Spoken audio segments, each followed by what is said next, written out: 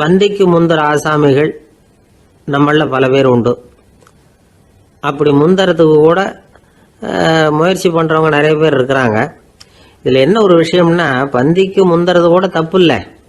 ஆனால் அப்படி ஒரு விருந்தில் ஆளாக போய் உட்காந்து சாப்பிட்டா கூட வெளியில் வர்றப்ப என்ன பெரிய விருந்து வச்சுட்டான், சாம்பாரில் உப்பு இல்லை, ரசத்தில் காரம் இல்லை அப்படின்னு குறை சொல்லிகிட்டே வர்றது இருக்கு பாருங்க. அது சரியில்லை, நாகரிகமும் இல்லை. கல்யாண பத்திரிகையில் என்ன போட்டிருக்குது, என் பொண்ணுக்கும் இன்னார் பையனுக்கும் கல்யாணம், எல்லாரும் குடும்பத்தோடு வந்திருந்து மணமக்களை ஆசீர்வதிக்கணும், இப்படி தானே போட்டிருக்கோம். குடும்பத்தோடு விருந்து சாப்பிட்டு சாப்பாடு எப்படி இருக்குன்னு அபிப்பிராயம் சொல்லிவிட்டு போங்க அப்படின்னா போட்டிருக்கு கல்யாண பத்திரிகையில். ஒருத்தர் வீட்டு விசேஷத்துக்கு போயிருக்கோம்னா எவ்வளவோ அசௌகரியங்கள் நமக்கு ஏற்படலாம். ஏராளமான கூட்டம் வந்திருக்கும். எல்லாரையும் அவங்க தனித்தனியாக கவனிச்சுக்கிட்டு இருக்க முடியாது. நாம தான் அனுசரித்து நடந்துக்கணும். நாமளாக போய் வாழ்த்த வேண்டியவங்களை வாழ்த்தி விட்டு சேரணும். அதை விட்டுட்டு பத்திரிக்கை கொடுத்தானேன்னு போனேன், கவனிப்பே சரியில்லை அப்படின்னு புலம்பிக்கிட்டு இருக்கக்கூடாது. ஒரு விருந்துக்கு போனால் அங்கே எப்படி நடந்துக்கணும் அப்படிங்கிறத பற்றி கூட அனுபவசாலிகள் சில விவரங்கள்லாம் சொல்லியிருக்கிறாங்க. இந்த காலத்தில் கல்யாணம், பிறந்த நாள், அது இதுன்னு நிறைய விருந்துகள் நடக்குது. அதெல்லாம் எதுக்காக? மனித உறவுகளை வளர்த்துக்கிறதுக்காக தான், வேற எதுக்கு? ஒரு விருந்துக்கு போனால் அமைதியாக பொறுமையாக போய் உட்காரணும். அடித்து பிடிச்சிக்கிட்டு இடத்த பிடிக்க போகிறேன் அப்படின்னு நிற்கக்கூடாது. முதல் பந்தி நடந்துக்கிட்டு இருந்தால் அது முடிஞ்சு இலை எடுத்து சுத்தம் பண்ணதுக்கு அப்புறம் போய் உட்கார்றது தான் நாகரீகம். இலை எடுக்கிறதுக்கு முன்னாடியே அங்கே போய் உட்காந்தா நல்லா இருக்காது. நீங்கள் சாப்பிட்டுட்டு உட்காந்துருக்கீங்களா, சாப்பிட்றதுக்கு உட்காந்துருக்கீங்களா, பார்க்குறவங்களுக்கு சந்தேகம் வந்துடும். அதே மாதிரி இலையில எல்லா ஐட்டமும் பரிமாறினதுக்கு அப்புறம் சாப்பிட ஆரம்பிக்கணும்.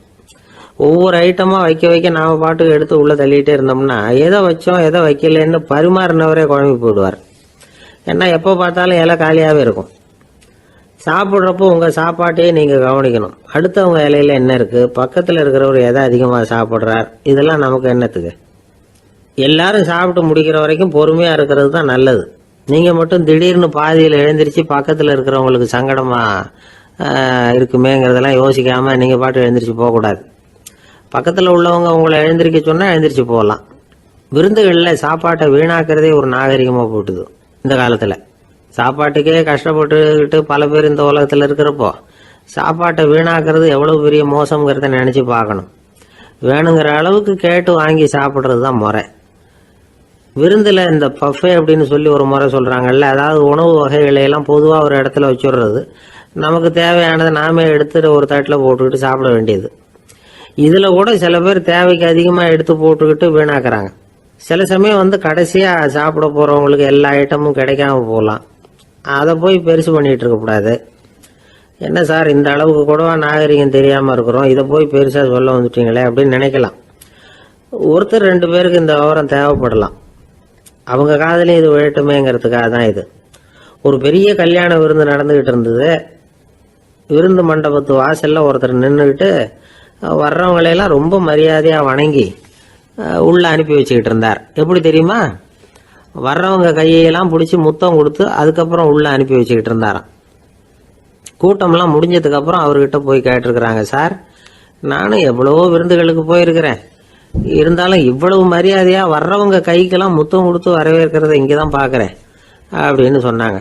அதுக்கு அவர் சொன்னார், அட போங்க சார், நான் முத்தம் கொடுக்கல, முந்தின பந்திக்கு சாப்பிட்டவங்களே அடுத்த பந்திக்கும் வர்றாங்களான்னு மோந்து பார்த்து அனுப்பி வச்சுக்கிட்டு இருந்தேன் அப்படின்னார். ஒருத்தன் எப்படி நடந்துக்கிறாங்கிறத வச்சு தான் அந்த ஆள் எப்படிங்கிறத நாம் முடிவு பண்ணுறோம்.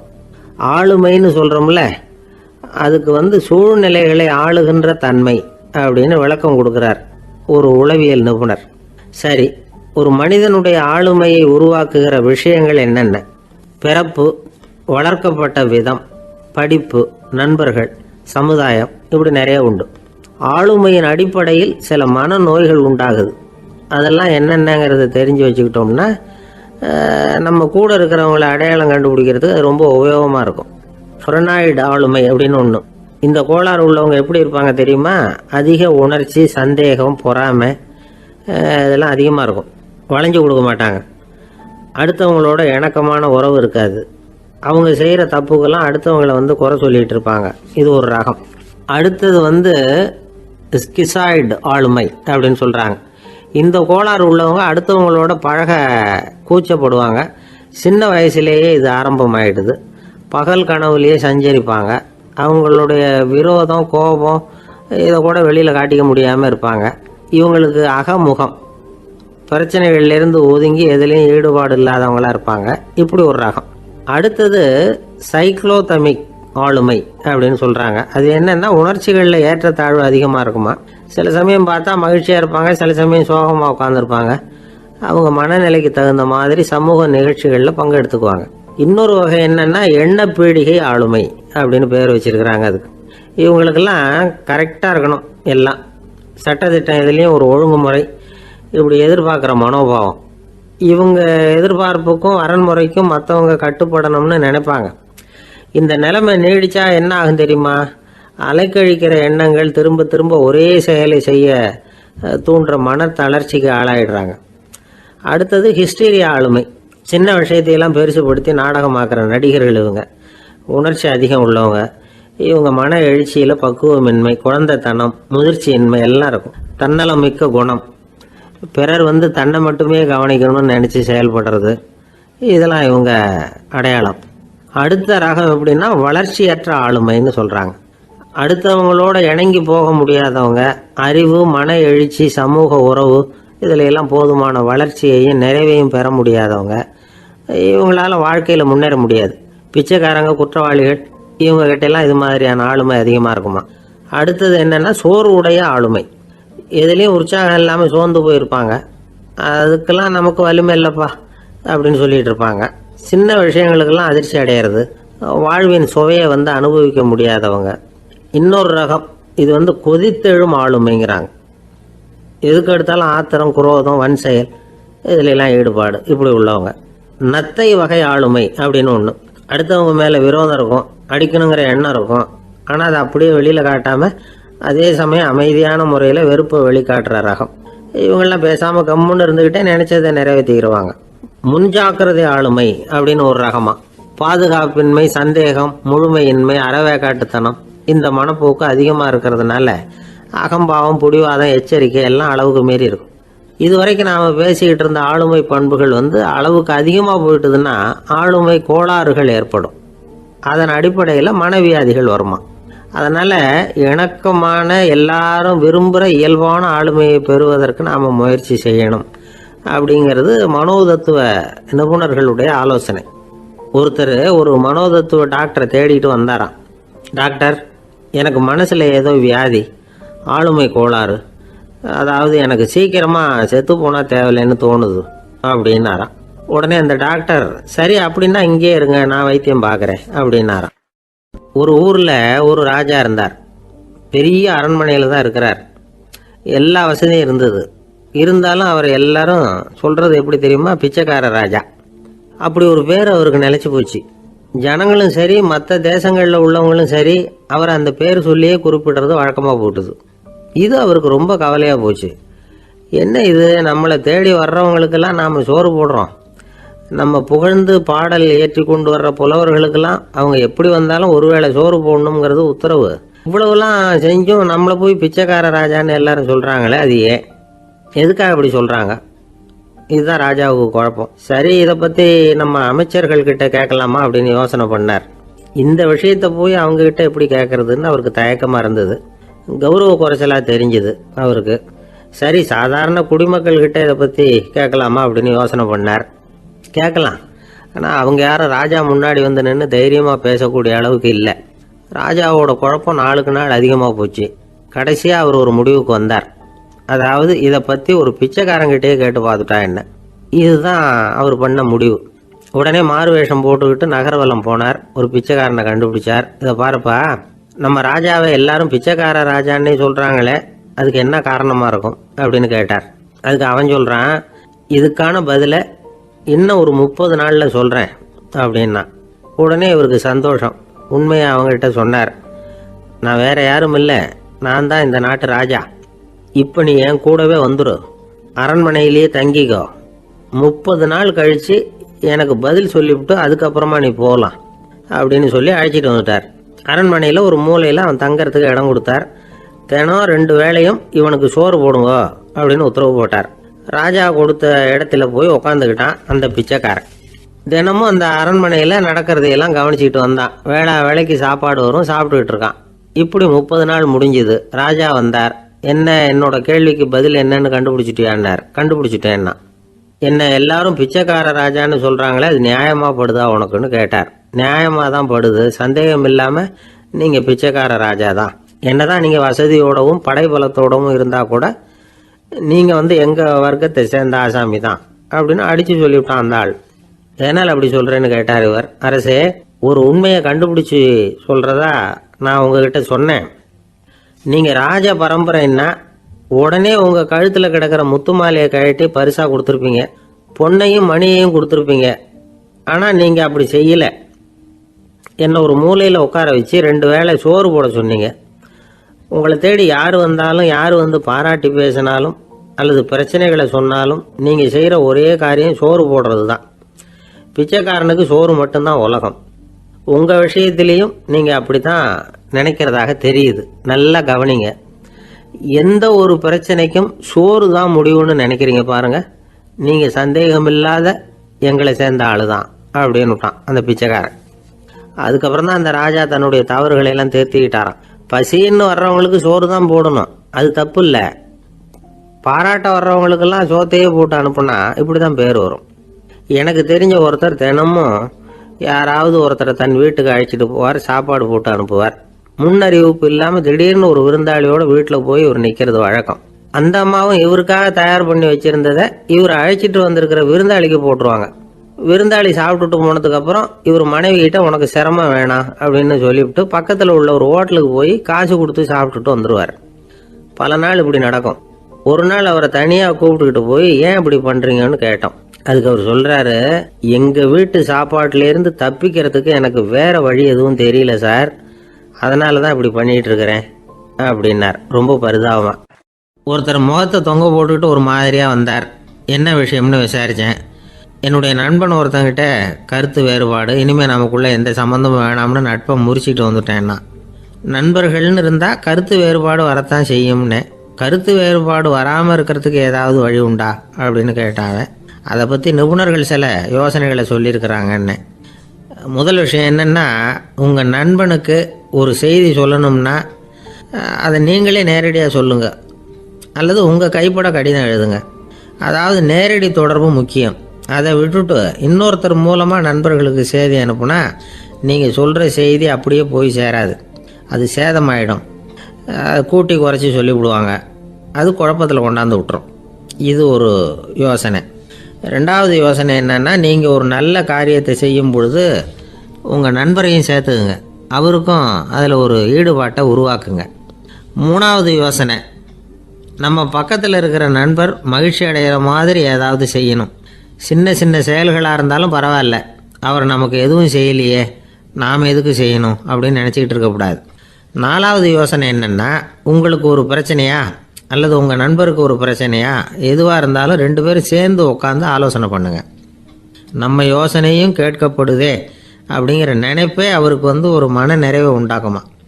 5வது யோசனை, உங்கள் நண்பர் ஏதோ ஒரு காரியத்தை செய்கிறார், நீங்கள் உடனே அவசரப்பட்டு நீ செய்கிறது தப்புன்னு தீர்ப்பு சொல்லக்கூடாது. அவர் அதை செய்யறதுக்கான நியாயங்கள் எவ்வளோ இருக்கும், அதை புரிஞ்சுக்கிறதுக்கு முயற்சி பண்ணணும். 6வது யோசனை, உங்கள் நண்பர் என்ன சொன்னாலும் அதை பொறுமையாக கேளுங்க. அவர் சொல்கிறத புரிஞ்சுக்கணும், அவர் சொல்ல விரும்புகிறத புரிஞ்சுக்கணும், அவர் சொல்ல முடியாமல் தவிக்கிறதையும் புரிஞ்சுக்கணும். இப்படி 3 விதமாகவும் அவரை புரிஞ்சுக்கிட்டு அதுக்கு தகுந்த மாதிரி செயல்படணும். 7வது யோசனை என்னென்னா, உங்கள் நண்பர் உங்ககிட்ட ஏதோ ஒரு கருத்தை சொல்கிறார், அது உங்களுக்கு பிடிக்கல, அதுக்காக உடனே நீ சொல்கிறது சரியில்லை, நான் ஒத்துக்க மாட்டேன் அப்படின்லாம் மறுத்துக்கிட்டு இருக்கக்கூடாது. அவர் சொல்கிறத கேட்கணும், பொறுமையாக சிந்திக்கணும், அதுக்கப்புறம் பதில் சொல்லணும். இப்படிலாம் நடந்துக்கிட்டால் நண்பர்களுக்குள்ள கருத்து வேறுபாடு வர்றதுக்கு வாய்ப்பே இருக்காது அப்படின்னு வல்லுநர்கள் தொகுத்து சொல்லியிருக்கிறாங்க இந்த யோசனைகளை. எனக்கு தெரிஞ்ச சில நண்பர்கள் உண்டு, அவங்களுக்குள்ளேயும் கருத்து வேறுபாடுகள் வராமல் இருக்கிறதுக்கு சில நுட்பங்களை கையாளுறது உண்டு. ஒருத்தர் சொன்னார், அந்த டாக்டர் சின்ன வயசுலேருந்து என் கூட பழகினவர், நாங்கள் 2 பேரும் இணை பிரியாத நண்பர்கள். இருந்தாலும் எனக்கு உடம்பு சரியில்லைன்னா நான் அவர்கிட்ட வைத்தியம் பார்த்துக்க மாட்டேன் அப்படின்னார் ஒருத்தர். ஏன் அப்படின்னு கேட்டேன். எங்கள் நட்பு கெட்டுப்படக்கூடாது இல்லையா, அதனால தான் அப்படின்னாரு இவர். ஆஃபீஸை முடிஞ்சு வீட்டுக்கு போகிற சமயத்தில் ஒருத்தர் கடைக்கு போய் ஸ்வீட் வாங்கினார். சரி வீட்டுக்கு பிள்ளைங்களுக்கு தான் வாங்கிட்டு போகிறார் அப்படின்னு மற்றவங்க நினச்சாங்க. அவர் அப்படி செய்யல. அந்த இடத்துலையே பொட்டலத்தை பிரித்தார். திருட மாதிரி அப்படியே சுற்றி ஒரு தரம் பார்த்துக்கிட்டார். யாரும் தெரிஞ்சவங்க இல்லைங்கிறத முடிவு பண்ணிவிட்டு அவசரமாக அதை அப்படியே போட்டு முழுகிவிட்டு கையை தொடச்சிக்கிட்டு நல்ல புள்ள மாதிரி நடந்து போக ஆரம்பிச்சிட்டார். அவர் யாருன்னா, அவரோட பிரச்சனை எல்லாருக்கும் தெரியாது, சில பேருக்கு தான் தெரியும். அதாவது அவர் உடம்பில் சர்க்கரை இருக்குதுன்னு டாக்டர் சொல்லிவிட்டாராம். அதனால் வீட்டில் சர்க்கரையே இவர் கண்ணில் காட்டுறதில்ல. அதனால் இவர் யார் கண்ணிலையும் படாமல் இப்படிப்பட்ட வேலைகள்லாம் செய்கிறது வழக்கம். யாருக்கும் தெரியாமல் இப்படி ஸ்வீட்டை வாங்கி சாப்பிட்டுட்டு அவர் பாட்டுக்கு போயிடுறது. இப்படிப்பட்டவங்களுக்கெல்லாம் கொஞ்சம் ஆறுதலான தகவல் இன்றைக்கி. அது என்னென்னா, நாம் சாப்பிட்ற சர்க்கரைக்கும் நம்ம உடம்பில் உள்ள சில கோளாறுகளுக்கும் அப்படி என்ன தான் சம்மந்தம் இருக்குது. இதை பற்றி சமீபத்தில் சில ஆராய்ச்சிகள்லாம் நடந்திருக்குது. ஏன்னா சர்க்கரைன்னாவே விஷம் மாதிரி அதை பார்க்குறவங்களும் சில பேர் உண்டு.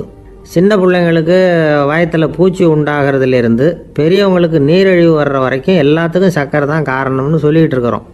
ஆனால் அந்த அளவுக்கு பயப்பட வேண்டிய அவசியம் இல்லை அப்படின்னு சொல்கிறாங்க.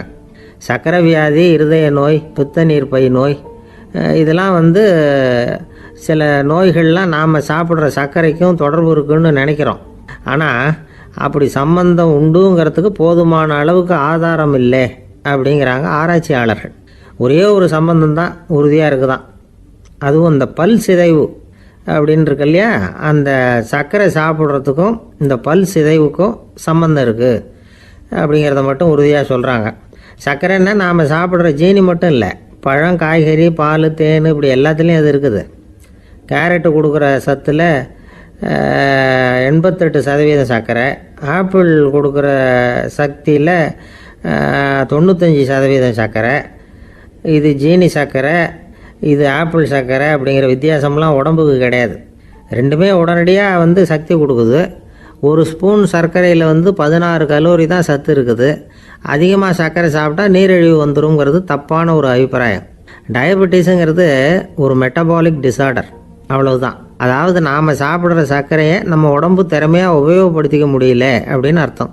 அதனால தான் அதிகமாக இனிப்பு வேணாம்னு சொல்கிறோம்.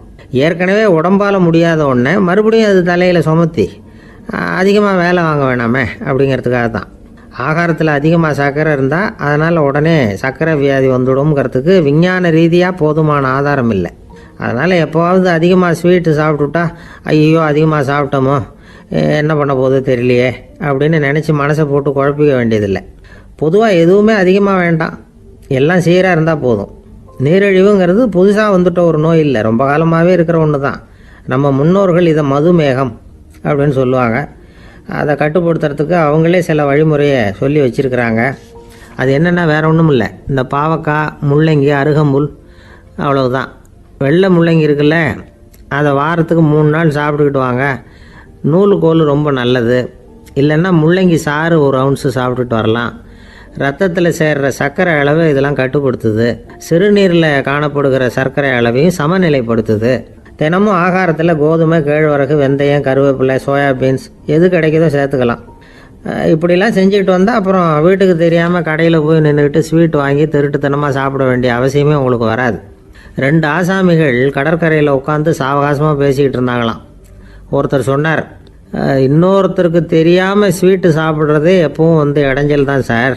நேற்றுக்கு பாருங்கள் அப்படி தான் சாப்பிட்டுக்கிட்டு இருந்தேன், வீட்டுக்காரி கண்ணில் போட்டுவிட்டுது, அதுக்கப்புறம் ஒரே ரகலையாக போச்சு அப்படின்னாரா. எனக்கு கூட அப்படி தான் சார் ஆகிட்டுது, ஒரே ரகலை அப்படின்னாரா இன்னொருத்தர். நீங்கள் சாப்பிட்டதும் உங்கள் வீட்டுக்காரங்க கண்ணில் போட்டுவிட்டுதா சார் அப்படின்னு கேட்டிருக்காரு இவர். அதுக்கு அவர் சொன்னாராம், அப்படி இல்லை சார், கடைக்காரர் கண்ணில் போட்டுவிட்டுதோ, நான் அவருக்கு தெரியாமல் அந்த ஸ்வீட்டை அவர் கடையிலேருந்து எடுத்திருந்தேன் அப்படின்னு விளக்கம் கொடுத்தாராம் இந்த ஆள். ஒரு சிகை அலங்கார கூடம், ரொம்ப சுறுசுறுப்பாக எல்லாரும் வேலை செஞ்சுக்கிட்டு இருக்கிறாங்க. முடிவெட்டிக்க வந்திருக்கிறவங்க நிறைய பேர், எல்லாரும் வரிசையாக உட்காந்துருக்குறாங்க. அந்த சமயத்தில் திடீர்னு கதவை திறந்துக்கிட்டு ஒருத்தர் உள்ளே வர்றார். அவர் ஒரு பெரிய மனிதர், அவரும் முடிவெட்டிக்கிறதுக்காக தான் உள்ளே வந்திருக்கிறார். அவரை பார்த்த உடனே அங்கே வரிசையில் உட்காந்துருந்தவங்க எல்லாரும் எழுந்திரிச்சு அவர்கிட்ட வந்துட்டாங்க. அவரை சுற்றி நின்றுக்கிட்டாங்க. எப்படி இருக்கிறீங்க, நல்லா இருக்கீங்களா அப்படின்னு விசாரிக்க ஆரம்பிச்சிட்டாங்க. எல்லாம் முடிஞ்சதும் வந்தவர் கேட்டார், வரிசையில் கடைசியாக இருக்கிறவர் யார் அப்படின்னு கேட்டார். ஏன்னு கேட்டாங்க. நான் அதுக்கு அடுத்தபடியாக உட்காரணும், அதுக்காக தான் கேட்குறேன் அப்படின்னார். உடனே அங்கே இருந்தவங்கள்லாம் என்ன சொன்னாங்க தெரியுமா, நீங்கள் வரிசையில் காத்திருக்கக்கூடாது, நீங்கள் அரசாங்கத்தின் தலைவர், உங்களுக்கு நேரம் முக்கியம், அதனால் நீங்கள் முன்னாடி போங்க அப்படின்னு சொன்னாங்க. ஆனால் அதை அவர் கேட்கல. தோழர்களே, உங்களுடைய கருத்துக்கு ரொம்ப நன்றி. எல்லாரும் வரிசையாக தான் வரணும், அதுதான் முறை. வரிசையில் வரணுங்கிற நடைமுறையை நானும் பின்பற்ற விரும்புகிறேன். நாம் எல்லாரும் சமமானவர்கள் அப்படின்னார். இப்படி சொல்லிவிட்டு வரிசையில் கடைசியாக இருந்த ஒரு நாற்காலியில் போய் உட்காந்துக்கிட்டார். தன் சட்டை பையில் இருந்த ஒரு செய்தித்தாளை எடுத்தார், படிக்க ஆரம்பிச்சிட்டார். ஆனால் அங்கே இருந்தவங்களால இதை பார்த்துக்கிட்டு சும்மா இருக்க முடியல. ஒருத்தர் எழுந்திரிச்சு வந்தார். ஐயா, இப்போ என்னுடைய முறை வந்திருக்குது, நான் தான் போக வேண்டிய முறை. உங்களை இங்கே காத்திருக்க வைக்கிறத விட ஒரு 5 ஆண்டுகளுக்கு கூட நான் முடிவெட்டிக்காமே இருந்துட முடியும் அப்படின்னார். அவர் மறுபடியும் சொன்னார், ஐயா, நீங்கள் வரிசை முறையை தாண்டி போக விருப்பப்படல, சரி. ஆனால் என்னுடைய முறையை மாற்றி கொடுக்கறதுக்கு எனக்கு முழு உரிமை இருக்குது. இதுக்கு பதிலாக உங்களுடைய கடைசி இடத்த நான் எடுத்துக்கிறேன், இதை நீங்கள் மறுக்க முடியாதுன்னார். அங்கே இருந்த மற்றவங்களும் இதை ஒரு மனசாக வற்புறுத்த ஆரம்பிச்சிட்டாங்க. அந்த பெரிய மனிதர் பார்த்தார், சரின்னு கடைசியாக ஒத்துக்கிட்டார். அவர் யார் தெரியுமா? அவர் தான் மாவீரர் லெனின். ரஷ்யாவில் கிரெம்ளின் சிகை அலங்கார கூடத்தில் தான் இது நடந்தது. எல்லாரும் இந்நாட்டு மன்னர்கள்னு வாயளவில் பேசுறதுல என்ன பிரயோஜனம்? நாம் எல்லாரும் சமங்கிறத நடைமுறையில் கடைபிடிச்சி காட்டினவங்க கொஞ்சம் பேர் தான். அவங்களில் ஒருத்தர் தான் லெனின். வரிசையில் நின்று வர்றதுங்கிறது ஒரு சிறந்த பண்பு, உயர்ந்த பண்பு. இன்றைக்கி பல இடங்களில் அது நமக்கு தேவைப்படுது. ஒரு ரேஷன் கடை வாசல், கடை திறக்கிறதுக்கு முன்னாடியே எல்லாரும் வரிசையில் நின்றுட்டாங்க. கடைசியாக வந்த ஒருத்தர் கியூவில் முன்னாடி போகிறதுக்கு முயற்சி பண்ணுறார். ஏற்கனவே நின்றுட்டு இருக்கிறவங்க அவரை முன்னாடி போகிறதுக்கு விட மாட்டேங்கிறாங்க. கடைசியாக போய் நில்லையா அப்படின்னு எல்லாரும் கத்துறாங்க. அதை அவர் காதில் வாங்கலை. முண்டி அடிச்சுக்கிட்டு முன்னாடி போகிறதுக்கே முயற்சி பண்ணிகிட்டு இருக்கிறார். எல்லாரும் சேர்ந்து அவரை வலுக்கட்டாயமாக இழுத்து கொண்டாந்து பின்னாடி கொண்டு போய் நிறுத்திவிட்டாங்க. நிறுத்திவிட்டு சொன்னாங்க, இதை பாருப்பா, நாங்கள் இருக்கிற வரைக்கும் நீங்கள் முன்னாடி போய் எதையும் வாங்க முடியாது, தெரிஞ்சுக்கோ அப்படின்னாங்க. இப்போ அந்த ஆள் சொன்னாராம், நான் இங்கே பின்னாடி நிற்கிற வரைக்கும் நீங்களும் எதுவும் வாங்க முடியாது அப்படின்னாராம். ஏன்னு கேட்டிருக்கிறாங்க. நான் தான் அந்த கடையை திறக்க வேண்டிய ஆள் அப்படின்னா. ஒரு நண்பர் அவசரமாக என்கிட்ட ஓடி வந்தார். அப்புறம் சொன்னார், என்னால் நம்பவே முடியல சார், என் பையனா இப்படி அப்படின்னு சொல்லி ஆச்சரியப்பட்டார். உங்கள் பையன் அப்படி என்ன தான் செஞ்சுட்டான் அப்படின்னு கேட்டேன். என்னால் முடியாத ஒரு காரியத்தை அவன் செஞ்சுட்டான் சார் அப்படின்னார். அது என்னன்னு தான் சொல்லுங்களேன். என்ன 5வது வகுப்பில் அவன் ஒரே தடவையில் தேறிட்டான் சார், அதாவது ஒரே அட்டம்ப்டில் பாஸ் ஆகிருக்கான் அப்படின்னார் மூச்சு வாங்க. கஷ்டப்பட்டு பரீட்சை எழுதுனது அவன், இவருக்கு ஏன் மூச்சு வாங்குது? நம்மால் செய்ய முடியாத ஒரு காரியத்தை இன்னொருத்தர் செய்யும் பொழுது அது நமக்கு ஆச்சரியமாக இருக்குது. சர்க்கஸ் பார்க்குறோம், ஒருத்தர் அந்த இடத்துல தொங்குறார், அது நமக்கு ஆச்சரியம். ஏன்னா அது நம்மால் முடியாத காரியம். நம்மால் முடியாத ஒன்றை அடுத்தவர் எளிதாக செய்யும் பொழுது நாம் மருள்வது இயற்கை. இதை தான் தொல்காப்பியம் மருட்கை அப்படின்னு சொல்லுது. இந்த வியப்பு இருக்குதே, இது 4 வகையில் ஏற்படுறதாக தொல்காப்பியம் சொல்லுது. அது என்ன 4 வகை? முதல் வகை எப்படின்னா, புதுமையான அரிய செயல்களை செய்கிறது. 2வது வகை என்னென்னா பெரும் செயல்களை செய்கிறது. 3வது வகை என்னென்னா மிக நுட்பமான செயல்களை செய்கிறது. 4வது வகை என்னென்னா ஆக்கம் தரும் செயல்களை செய்கிறது. புதுமை, பெருமை, சிறுமை, ஆக்கமோடு மதினம் சாலா மருட்கை 4 அப்படிங்கிறது தொல்காப்பியம். இன்றைக்கி விஞ்ஞானம் புதுசு புதுசாக எதையோ கண்டுபிடிக்குது. ஆரம்பத்தில் அது ஆச்சரியமாக இருக்குது, அப்புறம் அது நமக்கு பழகி போயிடுது. வானொலி பெட்டி புதுசாக வந்தப்போ ஒரு பெட்டி பேசுதுங்கிறது எவ்வளோ பெரிய ஆச்சரியம். இப்போ யாரும் அதை ஆச்சரியமாக பார்க்குறதில்ல. மதினம் சாலா மருட்கை அப்படின்னு ஒரு சொற்றொடர் வருது பாருங்க, அதில் கருத்தாழம் உண்டு. எதை பற்றியும் போதுமான அளவு புரிந்து கொள்ளாத போது ஒருத்தர் ஆச்சரியப்படுறார். புரிந்து கொண்ட பிறகு ஆச்சரியம் மறைஞ்சு போயிடுது. மிக நுட்பமான செயல்களும் நம்ம ஆச்சரியப்பட வைக்கும். ஒரு அரிசியில் ஒரு திருக்குறள் எழுதி காட்டுறாங்க, ஒரு முட்டை ஓட்டுக்குள்ளே ஓவியம் தீட்டி காட்டுறாங்க. கருங்கல் சிற்பங்களில் எவ்வளவு நுட்பமான வேலைப்பாடுகளை எல்லாம் பார்த்து ஆச்சரியப்படுறோம். இது மாதிரி ஆக்கப்பூர்வமான அரிய செயல்களை செய்கிறது கூட வியப்பை உண்டு பண்ணும்.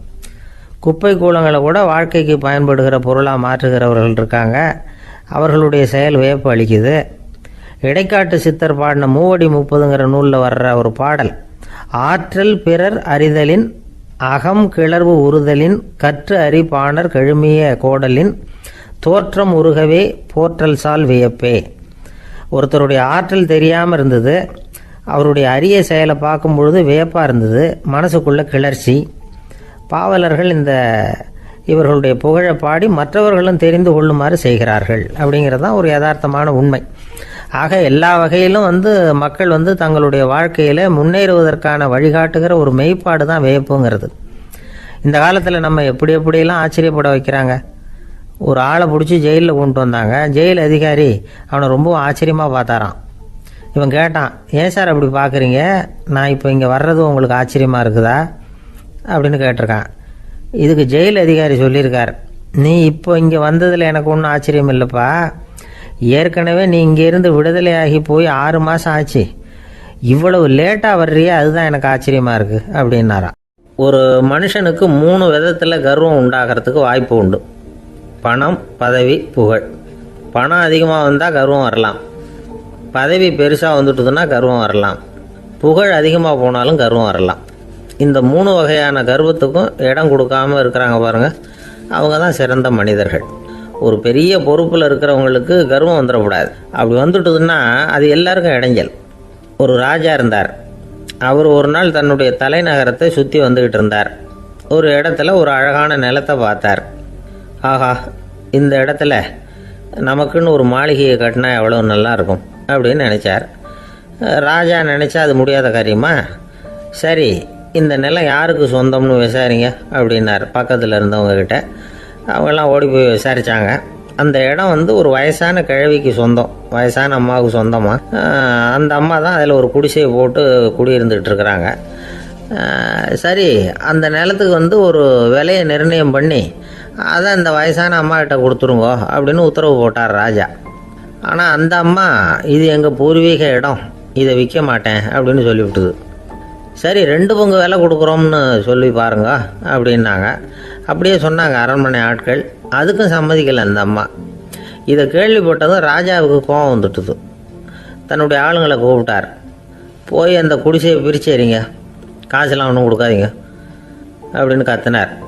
அவ்வளோதான். அடுத்த நிமிஷம் அரண்மனை ஆசாமிகள் போனாங்க, குடிசையை பிரித்து எரிஞ்சாங்க. அந்த வயசான அம்மா இருக்குது, அதுவும் அந்த இடத்த விட்டு துரத்தி விட்டாங்க. அந்த இடத்துல ஒரு அரச மாளிகையை கட்டி முடிச்சிட்டாங்க. அந்த வயசான அம்மா பாவம், ராஜாவே இப்படி பண்ணால் யாருக்கிட்ட போய் முறையிட முடியும்?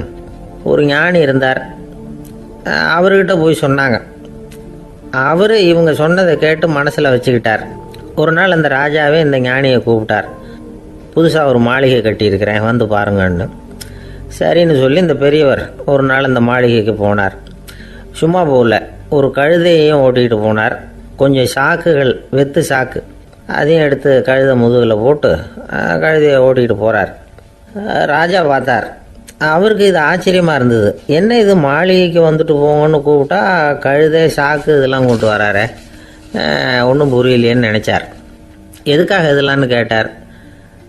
அரசருடைய தோட்டத்திலேருந்து கொஞ்சம் மண் எடுத்துகிட்டு போகிறதுக்கு ஆசைப்பட்றேன், அதுக்கு நீங்கள் அனுமதி கொடுக்கணும் அப்படின்னாரு இவர். இது என்ன வேடிக்கையான கோரிக்கையாக இருக்குது அப்படின்னு நினச்சார் ராஜா.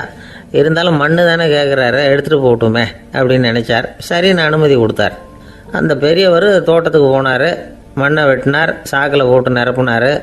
ராஜாவை கொஞ்சம் கிட்ட வாங்கன்னு கூப்பிட்டார். இந்த மண் மூட்டையை தூக்கி கழுதையோட முதுகில் வைக்கணும், கொஞ்சம் உதவி பண்ணுங்கன்னார். ஓ, பண்ணுறேனே அப்படின்னு சொல்லி ராஜா கிட்ட போனார். மூட்டையை தூக்கி பார்க்குறாரு, முடியல, திணறி போயிட்டார். இப்போ அந்த ஞானி பேசினாராம். அரசே, இந்த ஒரு சாக்கு மண்ணையே உங்களால் தூக்க முடியல, அந்த கிழவிகிட்ட இருந்து அந்த அக்கிரமமாக அபகரித்த இந்த தோட்டம் பூராவையும் சுமக்கணும்னு ஆசைப்படுறீங்களே, அது உங்களால் முடியுமா அப்படின்னு கேட்டாராம். ராஜா யோசனை பண்ண ஆரம்பித்தார். தன்னுடைய செயலுக்காக வருத்தப்பட்டாராம். அந்த வயசான அம்மாவை உடனடியாக வரவழைச்சார். தாயே, தப்பு பண்ணிட்டேன், என்னை மன்னிச்சுக்குங்க, இன்னையிலேருந்து இந்த மாளிகையும் தோட்டமும் உங்களுக்கு தான் சொந்தம் அப்படின்னு சொல்லிவிட்டாராம். போகிறப்ப இந்த உலகத்திலேருந்து எண்ணத்தை எடுத்துகிட்டு போக போகிறோம், அதனால் ரொம்பவும் அலட்டிக்க வேண்டியதில்லை, கர்வப்பட வேண்டியதில்லை அப்படிங்கிறது ஒரு பெரிய உபதேசம். ஒரு பெரிய மனுஷன் சாக கிடந்தார், ரொம்பவும் அழுதார். ஏன் அழறீங்க அப்படின்னு கேட்டாங்க சுற்றி இருந்தவங்க. நான் சாகிறதுக்காக கவலைப்படலை, நான் நம்ம ஜனங்களுக்காக எவ்வளவோ காரியம்லாம் செஞ்சுக்கிட்டு வந்தேன். நான் செஞ்சுக்கிட்டு வந்த சேவையை இனிமேல் யார் செய்ய போகிறாங்க, அது யாரால முடியும், அதை நினச்சி தான் அழறேன் அப்படின்னாராம். ஒருத்தர் முன்னாடி வந்தார். அதுக்காக நீங்கள் கவலைப்படாதீங்க, உங்கள் சேவையை தொடர்ந்து செய்யறதுக்கு என்ன மாதிரி இளைஞர் பட்டாலும் தயாராக இருக்கு. இருந்தாலும் எங்கள் கவலை என்னன்னா அப்படின்னு இழுத்தார். என்ன சொல்லுங்கன்னு கேட்டார் அவர். நீங்கள் இதுவரைக்கும் என்ன சேவை செஞ்சுக்கிட்டு வந்தீங்க, அதுதான் எங்களுக்கு இன்னமும் புரியாத புதிராக இருக்குது அப்படின்னாராம் அவர்.